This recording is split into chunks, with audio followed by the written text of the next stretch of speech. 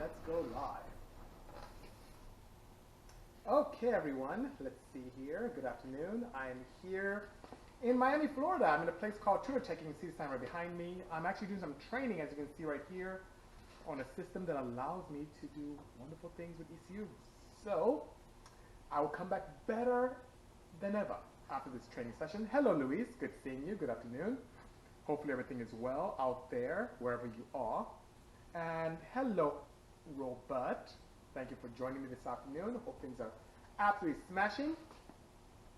Can I build a VW R32? I can build anything. I just don't have a relationship with VW yet, so I don't have much experience with their wares. We've designed components like valve train and pistons, but nothing yet. But you know what? After what I'm doing now, I'm going to have a blast of a time tuning those VWs and anything VAT, which is pretty cool. Hello, LA Dismantle. Good seeing you.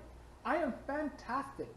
A little bit different, and let me just move my phone thing around here so that I can see you guys better. I think that's better. Okay.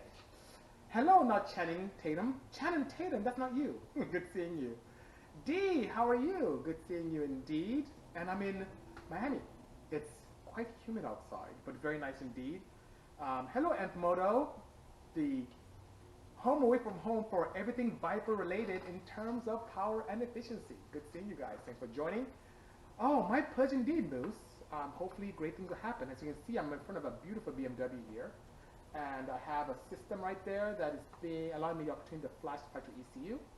So I should be able to do tons of stuff when I get back to Los Angeles. Hello, Joe, all the way from Italy. Thank you for joining us this afternoon as well. Appreciate that indeed. Wadey4, greetings. It's really sad to be away from my team, but I really do also enjoy it quite a bit. Yeah, that old hatch, that's actually a Suzuki Swift that's built. It's an all-motor Swift, which is pretty bananas back there. Thank you so much. Hammer said that he loves my wagon build, and I'm wearing the wagon shirt today, representing properly out here in the, what was it? Is this 408? I don't remember what zip code, no, area code this is. Anyway, yes, Street Racer Jones, I haven't seen in a while as well. Hope everything is fantastic. Yes, that is a red Suzuki Swift that's modified. NA, high compression is what I was told, and makes some decent power. Let's see. Chevy wants me to help with a K24 Z7. I can help you with that. I love those engines. That's what we had in our 1,000 horsepower 2012 Civic 9th Gen. Wagon gang for sure, Asa. And also it's what I have as a block in my current wagon, which is pretty cool as well. Oh, just here, Mr. Tuaud out in Orlando, but Miami getting trained in Florida. Hello, I missed someone. DJ Ramarov, good day, sir. How are you? Hope all is well. For is San Jose. So where am I? I don't know what area code I am in this area. You're probably right. 408 is that, isn't it? Anyway, thank you so much. The Honda Odyssey is at the office. I miss it too. It's at the office there. Has a lot of rubber on the side, a lot of rubbish on the side from a recent burnout I did. It's pretty crazy. Hello, Jim. I'm trying to drop Z7 for my GK5, but the mouse just need the help. Oh, so one cool thing is that we have a good friend of ours, Steve, who works for Norm Reeves Honda out in Cerritos, and he's one of the guys who works in service and parts. And he did a Z7 swap in his GK, and it's in its fit, I should say. And it works extremely well. He was able to use K-Tuner to have me tune it, and everything works, even his dash, everything works perfectly well, which is pretty great, you know? Stuart Jones says he has a 95 Accord, and now he's a part of the Wagon Club. Welcome to the Wagon family. Wagoneers for life. Thank you so much. How would I build an E92? Well, it depends on the activity, and also, I would say, how should I say, the kind of power I want to explore. What I'm learning here, you can do wonderful things with flashing. So for something that's very mild and you just want a little bit of pep, that's the way to go, is to flash an E92. And I actually own a 325i. I have an E93, which is pretty cool. Exhaust intake is something I'll definitely do for sure. The exhaust system can create a lot of opportunity in flashing it. Now, if you want to go crazy, of course, you can get rid of everything, build a turbo system, and go with something as amazing as a full standalone while updating the gearbox. Because my E93, which I don't know if your E92 is the same way, is automatic. And I don't know how much power that can handle, you know? Craig, thank you for his kind words. Thank you so much, Chevy. Good seeing you as well. Hello, Doctor. Good afternoon. The new F23 cam gear, well, Dilly, it's the same technology we've had for years. The F23, F22, all those setups have our 3-bolt cam gear that has serration so you don't have any problems with slipping whatsoever. What I have done differently is I've gone away from the sunset orange, which is OG, and went to a more modern black center. So you still have the titanium outside, but the center black is still there, you know? Thank you so much, Hazuni. I'm learning a lot about flashing. Hopefully I can help you with your Suzukis. There's a Suzuki right there. It's not a Jimmy, but looks pretty cool. Projects for this year, yes, Quig. At SEMA, we should be launching 5 vehicles. We should have everything from 3 Porsches, which I have a center seat, and a couple of very exciting wide-body Porsches as well, which is going to be quite shocking to everyone, and 2 Hyundais, and maybe more to come. It's pretty cool. Hello, Alfie, CT Racer X. I'm far from you, Alfie. I'm all the way in Florida, in Miami, which is pretty nice, you know. Things are well. Thank you so much for asking. What would be a good pair with the level 2.4 cam? A good pair? Please explain. I don't quite understand your question properly, you know. Thank you so much. Do I plan any additions to my tunes and innovative ideas? Yes, I do. So the reason why I'm here at Tuner Tech in Miami, Florida, is to have access to factory ECUs like what you have here in this BMW. You want to see me right now. And you can see some maps there, which is pretty cool, and allows me to flash and do really creative things with factory ECUs, which is what a majority of people like. Many of you enthusiasts wouldn't want to switch your vehicles over to full standalones because there's a place and time for that. But if you just want a little bit, you want a little bit more power, you want something that, you know, increased drivability, you want something in terms of even efficiency for gas mileage, you want verbal, that pop and bang sound, this allows the opportunity to do that. And it's something that I never explored. As much as I've done in this industry, I've never had the opportunity to say I know everything. I'm always constantly learning. And that's one thing about education and success. It never ends. You're always learning indeed. Would that cam gear be a good match with the level 2.4 cam? Absolutely. So what cam gears do, some people feel that cam gears are there primarily to make power. It does a great job in moving the power band and making things more efficient. So definitely this center line that exists with the factory cam gear is not enough. And if you jump a tooth, that's too advanced. If you go forward, if you go backwards, the tooth is a good 12 degrees retard. That's too much. That allows you to really fine tune it. And we provide for each camshaft, at least with the level 2.4s and the things we sell, we provide cam cards so you have the opportunity to dial in and get your center lines perfect to make the best power, you know? Amen, Kevin is right. Trying to learn something new every day, that's very, very important, you know?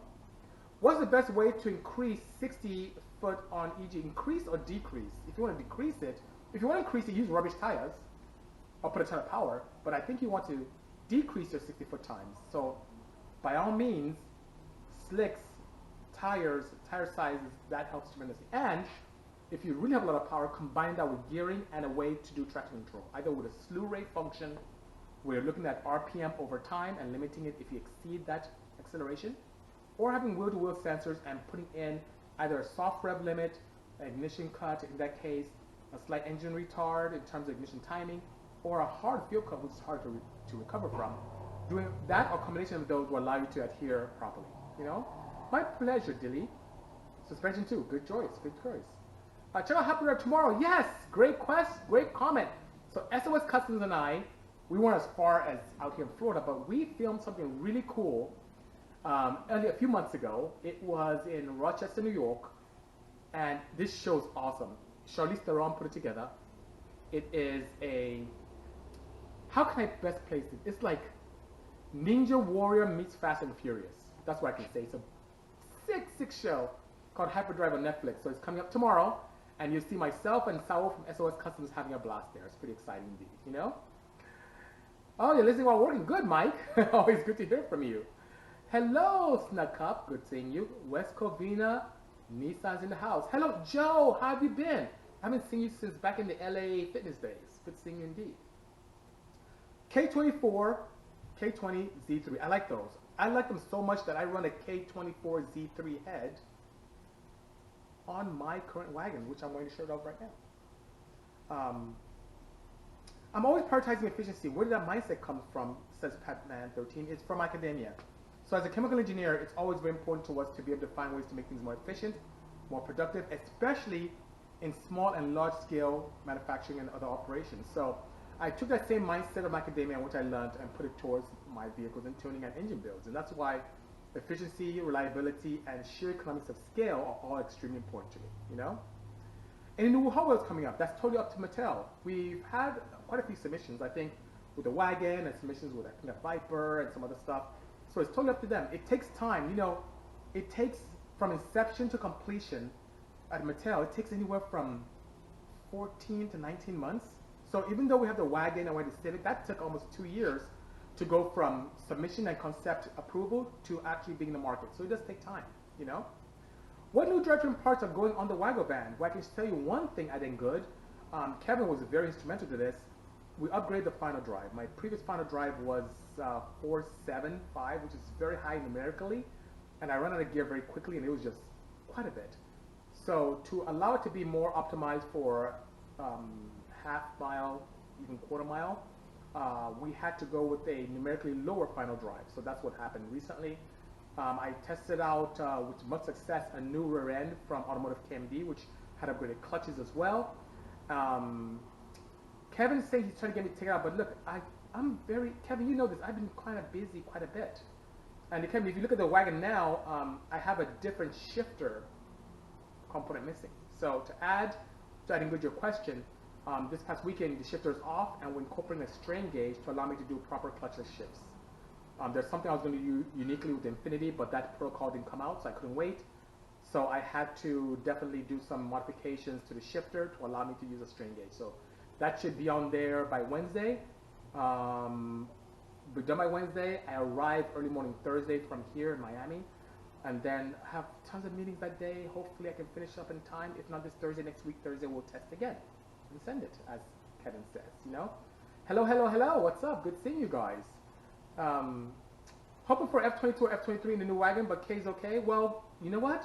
I did good to satisfy your need. My insights coming back together. So Kevin, you'd be pleased to know this. Yours, Marvin's, the 4G63 client, and my pistons are actually ready. So when I get back in town, I'll be able to pick up all of our pistons. Kevin get his stuff together, I'll get my stuff together, and the F series will be alive and well to show the populace what can really happen. So here's a challenge, my friends. No, I don't play any boosts. I think I have enough boosted cars.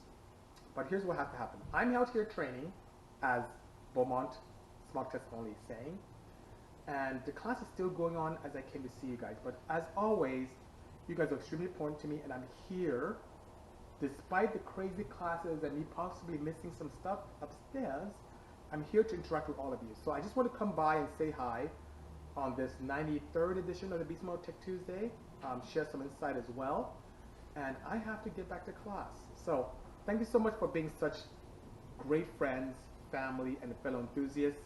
I'll be back to normal next week, and maybe I'll share some more data as I'm out here in Miami, Florida. Hope all is well, guys. Take care now. Cheers.